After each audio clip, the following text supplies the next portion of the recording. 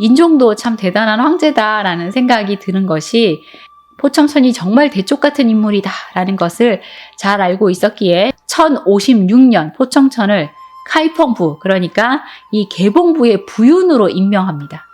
개봉부는 송나라의 수도니까 오늘날의 이 서울시장에 임명을 한 겁니다. 당시는 행정과 사법이 분리되어 있지 않았기 때문에 포청천은 개봉부 내에 사건 재판과 판결 그리고 사법 집행까지 한꺼번에 다 하게 되죠. 당시 송나라는 범중엄이 내놓은 여러 개혁 정책이 기득권의 반발로 실패하면서 나날이 부패하고 있었습니다. 개봉부는 송나라의 수도였던 만큼 황제의 친인척과 세력가들이 집중되어 있어서 부정부패가 가장 심한 곳이기도 했죠. 그 누가 이 개봉부의 부윤으로 오게 되더라도 이 권세가들의 말을 들어주어야 했고 그들의 뇌물을 받는 것은 관례처럼 되어 있는 상황이었죠. 이런 개봉부의 부윤 자리가 결코 만만치 않은 일임을 포청천 자신도 잘 알고 있었습니다. 포청천은 이런 세력가들의 힘을 꺾고 부정부패를 척결하기로 굳은 마음을 먹죠. 당시 송나라는 관청에 고소를 하는 사람은 먼저 고소장을 써서 아역들에게 올리고 그 아역들이 다시 이 지부사에게 올리는 방식으로 진행이 되었는데 이 악덕 아역들이 고소를 받아주는 조건으로 백성들의 재물을 갈취하고 있었습니다. 포청천이 이 사실을 알게 되자 고소를 할 것이 있는 백성들을 위해 관청 앞에 북을 걸어 놓습니다. 이제 아역을 거치지 않고 고소할 일이 있는 백성들은 그 즉시 북을 치면 관청에서 백성을 불러서 자, 무슨 억울한 일이 있는고 하며 이 즉시 고소를 심리하도록 했던 겁니다. 이렇게 백성들이 직접 고소장을 지부사에게 올리도록 하자 이 악덕 아역들이 더 이상 백성을 갈취할 수 없게 되었죠. 그리고 포청천은 공정하게 고소를 심리해서 백성들의 억울함을 해소해 주었습니다. 그리고 죄를 지은 이들은 신분고하를 막론하고 엄하게 처벌을 했는데요. 이 포청천 드라마를 보면 개작두를 대령하라, 용작두를 대령하라 라고 외치는 포청천의 쩌렁쩌렁한 음성을 들을 수 있는데요. 작두가 세 가지로 나누어져 있었습니다. 용작두는 황족과 왕족, 그리고 호작두는 관리와 귀족, 그리고 개작두는 일반 평민과 천인들에게 적용되는 사형기구였죠. 이것은 황제가 직접 포청천에게 내린 것이니까 황제가 포청천에게 전권을 준 것이다 라고 판단할 수 있는 것입니다.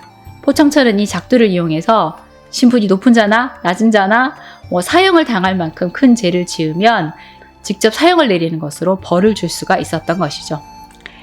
개봉에는 해민하라는 강이 흐르고 있었는데 이 해민하가 범람해서 개봉부가 홍수 피해를 입게 됩니다. 자, 이에 포청천이 조사를 해보니까 수로가 막혀서 범람이 일어났고 그 피해가 커진 것인데 수로가 막힌 이유가 수로의 좋은 곳에 검문세가들이 화원과 누각을 짓고 있어서 이 물길을 막은 것이고 이로 인해 홍수 피해가 난 것입니다. 포청천은 당장 모든 누각과 화원을 철거하라는 명령을 내렸는데요. 다른 사람이 이런 명령을 내렸다면 콧방귀도 끼지 않았겠지만 인종의 전폭적인 지지를 받고 부윤 자리에 오른 데다가 그 어떤 청탁도 통하지 않는 포청천의 추상 같은 명이었기에 이 검문세가들은 어쩔 수 없이 누각을 헐고 화원을 허물게 됩니다. 그런데 딱 한 집만이 철거를 안 하고 버티는 데다가 땅 문서를 가져와서 내 땅에 내가 누각을 지었으니 철거를 할 수 없다라며 버티는 겁니다.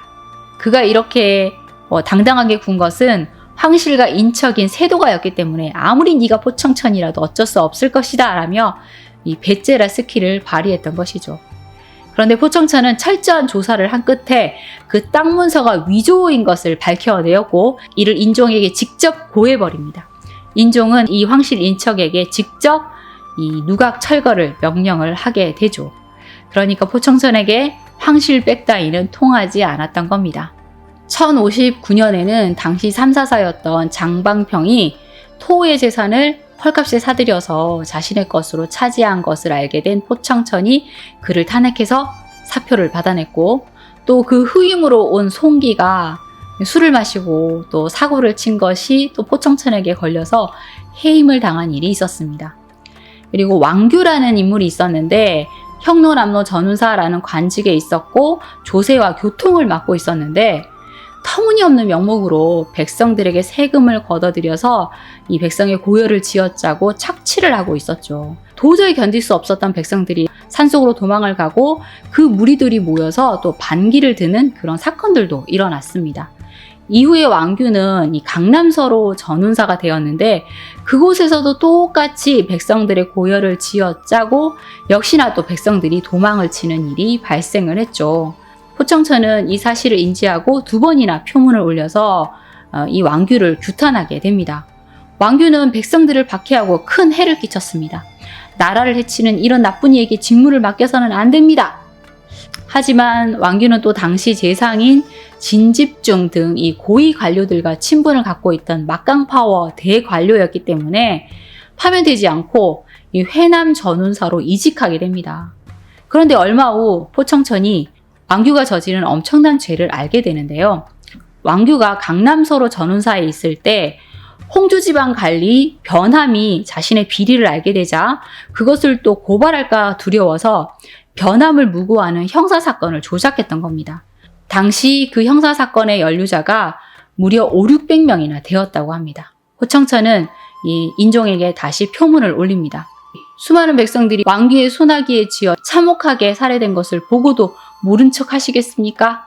포청천은 왕규의 재상을 규탄하는 표문을 7번이나 올리면서 지금은 왕규 한 사람이지만 앞으로 가는 길마다 불행해질 것입니다. 라는 문구로 정점을 찍습니다. 결국 인종은 왕규를 파면해야만 했죠. 송사 포공전에 과거에는 송사 사건을 뜰 아래에서 처리를 했는데 이 포공은 정문을 열고 앞에 나와 시비국직을 진술하게 하니 관리들이 감히 속이지 못했다. 또 관청의 대문을 활짝 열고 백성들을 맞아들여 무슨 일이든 억울한 사정을 다 말하게 하니 두려워할 필요가 없었다라고 기록하고 있습니다. 그러니까 힘없는 백성들이 송사를 하는 것은 어느 시대건 너무나 힘든 일인데 이렇게 관청의 문턱을 낮추어 누구라도 억울한 사정을 쉽게 말할 수 있게 하고 공평무사하게 법을 집행했다라고 하니 정말 감동스럽기까지 하네요. 한 번은 포청천이 인종의 명으로 전 왕조의 후예인 정왕의 생일 축하 사절이자 흠차 대신 자격으로 황금광산이 있는 평주 지역을 방문하게 됩니다. 그곳에서 포청천은 오랜 시절 알고 지냈던 왕야 시왕을 만나 회포를 풀게 됩니다. 그런데 이상한 일이 벌어지고 있다는 것을 알게 되는데요. 사소한 죄를 짓고 관아에 끌려간 죄인들이 모조리 실종이 된다는 겁니다. 뭔가 이상하다라고 생각한 포청천이 이것을 조사하다가 금강에서 채굴 노역에 시달리다가 겨우 탈출한 전청이라는 젊은이의 고발을 통해서 불미스러운 일의 전말을 알게 됩니다. 자, 이 사건의 전말은 이 죄수들을 빼돌려서 광산에서 강제 도약을 시킨 것인데 너무 힘든 노동에 이들이 쓰러져 가자 전청이 목숨을 걸고 탈출을 했던 겁니다. 이 죄수들을 빼돌려 황금광산에서 강제 노역을 시킨 것이 바로 이 왕야와 관계가 있었던 것이죠. 전 왕조의 황족인 왕야가 황금 창고를 만들어 놓고 죄수들을 강제 노역을 시켜서 황금을 모으고 있었던 겁니다. 포청천은 왕야의 아들 시옥이 이 사건의 주모자라는 자백을 받게 되었고 시옥의 죄를 묻기로 하죠. 그러자 왕야가 송나라 태조 조강윤에게 하사받은 단서철권을 가지고 와서 용서를 빕니다. 단서철권은 왕조의 전복을 꾀하는 역모사건 이외에는 어떤 죄를 지어도 한 번은 용서를 하라라는 특별한 면책 권한이었죠. 왕야는 조강윤이 자신의 아버지 정왕에게 내린 이 단서철권으로 자신의 아들을 살리려고 한 겁니다. 이에 포청천은 단서철권이 그런 내용을 담고 있는 것은 맞다. 하지만 이 단서철권의 효력은 그것을 받은 정왕에게만 해당이 되는 것이니 시옥은 특별 면책의 대상이 아니다 라는 말을 합니다. 왕야는 제발 이번 한 번만 인정을 베풀어 달라라고 간청을 하면서 내 이 왕위 자리를 내 아들에게 물려주겠다라고까지 말을 했는데 포청천은 자신은 법대로 집행할 뿐 아무 권한이 없다라는 말을 하죠. 그러자 포청천을 모시고 있던 부관인 전조마저 자, 이 같은 상황은 이 왕야와 포증대인만 알고 있으니 이번 한 번만 눈 감아 주시면 어떨까요? 만약 이 포증대인께서 시옥을 처단한다면 왕야께서 너무 냉정하다고 원망할 것입니다. 라는 간언을 하게 됩니다. 하지만 포청천은 원래 법과 인정 사이에서 모든 것을 판단하는 것은 어렵다. 하지만 정의와 공정은 찰나의 순간에 무너지게 되는 것이다. 아무도 모를 것이다 라는 생각으로 가볍게 보고 눈 감아주면 다음에는 더 큰 불행이 닥치는 것이 이치이다. 그것은 법을 집행하는 자의 자세가 아니다. 왕야의 원망을 받아내는 것도 내 몫이고 법을 집행하면서 받는 고통도 다 내 것이다 라는 말을 했고 결국 시옥은 괴작두로 처형당하게 됩니다. 자, 이렇게 포청천이 가까운 사람에게도 인정사정 없이 법대로 판결을 내리다 보니 친구나 친척들과는 자연스럽게 멀어지게 되었는데요. 그 자신은 분명 이 외로운 길을 꿋꿋이 걸어갔던 것이네요. 포청천을 철면무사라고 부르는 것은 사사로운 인정에 구애받지 않은 철가면을 쓴 관리라는 뜻입니다. 뇌물 따위 절대 통하지 않고 가족, 친구 등의 이 인간관계에 흔들리지 않고 신분 여하도 고려 대상이 아닌 이 공명정대한 판관인 그에게 딱 어울리는 별칭이다 라는 생각이 듭니다. 개봉부의 모든 사람들은 이 세상에서 청탁이 통하지 않는 것은 딱 두 사람이 있는데 하나는 염라대왕이고 또 다른 한 명이 바로 포증이다 라고 말할 정도로 그의 공명정대함에 대한 찬사를 아끼지 않았다고 합니다. 자, 이런 철면피 같은 모습의 포청천이지만 집안에서는 인자한 어른이었다고 합니다. 그의 큰아들이 아주 젊은 나이에 병으로 사망을 했는데 며느리 최 씨는 19살에 포시 집안에 시집을 왔다가 21살에 과부가 된 것입니다. 포청천은 이런 며느리가 너무 안쓰러워서 그만 재가를 해라 라고 권했는데 며느리는 어린 아들을 키우며 재가를 하지 않았다고 합니다. 그런데 그 어린 아들마저 병으로 죽게 되자 포청천은 며느리에게 이제 그만 재가를 해서 네 갈 길을 가라 라고 얘기를 했고 며느리의 친정 어머니에게도 딸을 재혼시킬 것을 권유하게 됩니다. 친정 어머니가 남편이 죽었을 때는 아이를 지켜야 했지만 이제 아들까지 잃었으니 더 이상 무엇을 지키려 하느냐 하며 재혼을 권하게 되는데요. 최 씨는 어머니의 호의는 감사하지만 지금 시어머니는 연로하시고 집안에는 어린 시동생밖에 없으니 제가 그들을 어떻게 떠날 수 있겠습니까? 라는 말로 재혼을 거부했다고 합니다. 포청천에게는 큰아들과 나이 차이가 많이 나는 어린 아들이 있었는데 최 씨가 이 어린 시동생을 지극정성으로 돌봐 성인으로 키워냈고 그 덕분에 포시 집안은 번창할 수 있었다고 하네요. 포청천이 개봉에서의 임기를 마치고 다음 임지에 부임할 때 개봉 백성들이 송덕비를 건립하겠다고 하자 포청천은 성 밖에 굶주린 백성들이 널려있는데 가당치도 않다 하며 그것을 거절했다고 합니다. 그 뒤 포청천은 추밀원 부사에 재직 중이던 1062년 5월 24일 개봉에서 63세의 나이로 병이 들어 사망하게 됩니다. 포청천이 사망을 하자 개봉부 관리를 비롯한 개봉부 백성들이 모두 슬픔의 눈물을 흘렸다고 합니다. 포청천은 사망 당시 병으로 사망한 것이 아니라 독사를 당했다라는 설도 돌기도 했다고 합니다. 아무래도 포청천이 모두에게 엄격한 잣대로 엄정한 판결을 내리다 보니 정적들이 많을 수밖에 없었기에 그런 독사의 설이 돌았던 것이죠. 인종은 포청천을 동해군계 국후에 이 자기를 내리고 예부상서, 이부상서를 추증해 포청천의 청렴결백한 관리로서의 자세를 친송했다고 합니다. 포청천은 당시 5살 난 어린 아들에게 유언을 남기게 되는데요. 후세에 나의 자손이 벼슬을 하면서 탐관오리 노릇을 하게 되면 절대 고향집으로 돌아오지 못하게 하라. 그리고 죽은 뒤에 성산에도 묻지 못하게 하라. 내 뜻을 따르지 않으면 내 자손이 아니다 라는 유언이었다고 합니다. 포청천은 또 후손들에게 자신의 장례와 제사에 비싼 향을 사용하지 말라. 만약 목향을 쓰면 저승에서 다시 돌아올 것이다 라는 유언을 하기도 했다고 합니다. 그래서 포청천에 대해 전해지는 재미있는 이야기로 후손들이 차마 싸구려 향을 쓰지 못해서 고급 향을 썼기 때문에 포청천이 연옥으로 가다가 지옥으로 발길을 돌려서 염라대왕의 일을 하게 되었다라는 이야기가 있습니다. 이 사람들이 포청천을 오래 기억하고 존경했기 때문에 포청천은 이 민담과 전승의 대상이 되었는데요. 남송 때 많은 문학작품으로 만들어지게 됩니다.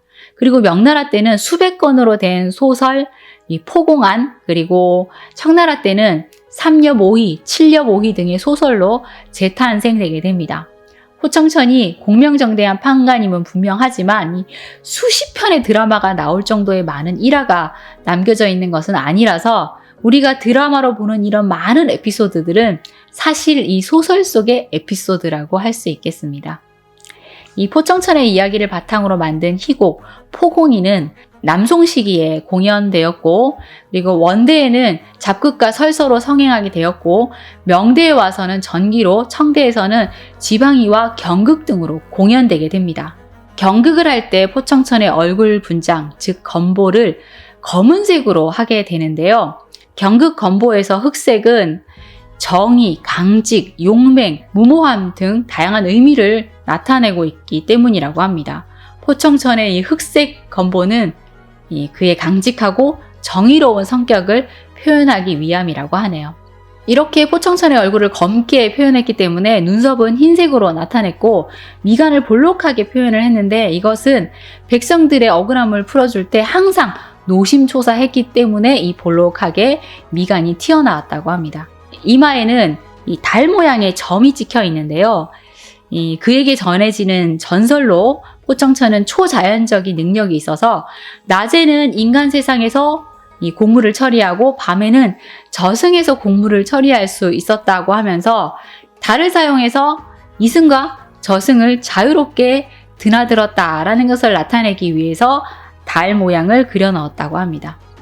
이것은 마치 포청천의 진짜 얼굴인 것처럼 굳어져서 오늘날의 드라마와 영화에서도 이 같은 분장으로 등장하고 있습니다.